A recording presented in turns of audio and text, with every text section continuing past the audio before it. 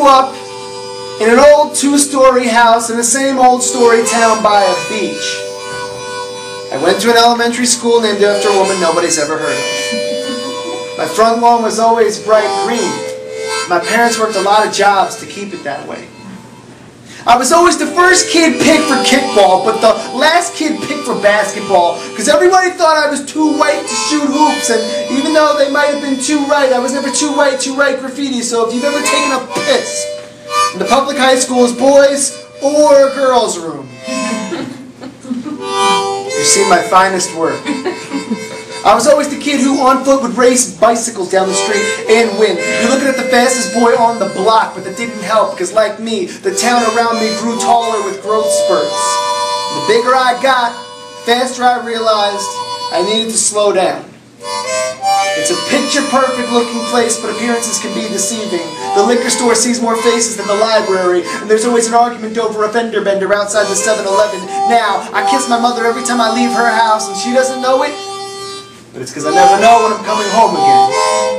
I've grown distaste for the malice and contempt hidden behind these warfare smiles, and I'm sick of kicking around the same 4 square miles, so it's time for me to go. My eyes are getting tired and overworked because my horizons are expanding and I'm busy staring them down.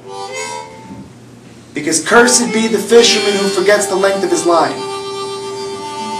And lost is the thinker who forgets the strength of his mind, or the traveler who cannot navigate the earth by mapping out the stars. I will not be that man. I won't abandon my town when my pockets are packed. I will not sit by as my friends slip through the cracks. I will not keep a jaundiced eye. I will not let my days roll by, sitting at the bar in the neighborhood pub with all the faces from my past wallowing in what could have been their bright and hopeful futures. I am one man with 7 billion voices. I am one face with 7 million names. I am everyone that I love and everyone that I hate. And I'm living like any second I could be knocking at the gates. I will not be the fallen angel who's given up on trying to fly.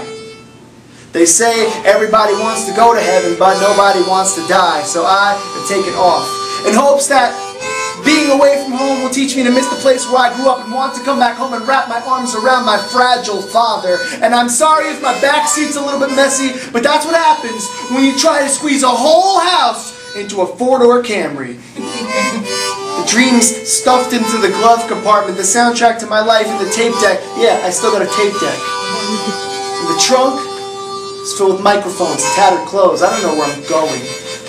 I don't know where I am. But I know what I am and I know why. And they told me that home is where the heart is. And once I gave my heart away to a girl, maybe that's why I don't feel right at home. And I'm sorry. And I try to tell that to myself every time I look in the mirror at my own bemused brown eyes. I say, Chris, I know we're a long way off from where we started. I know the maps in my head don't always match up with the turns on the road. But stick this one out with me. Because I'm finally starting to apply the mentality I learned when I was a kid on that ball court. Either we stand tall or we fall short. So let's go be alive. Let's go discover something beautiful together. Let's go live our lives like it's that story people always ask us to tell, because you have finally showed me how to use my heart. And it is the only honest compass I have ever known. For without fail, it always points me back in the direction of home. Thank you very much.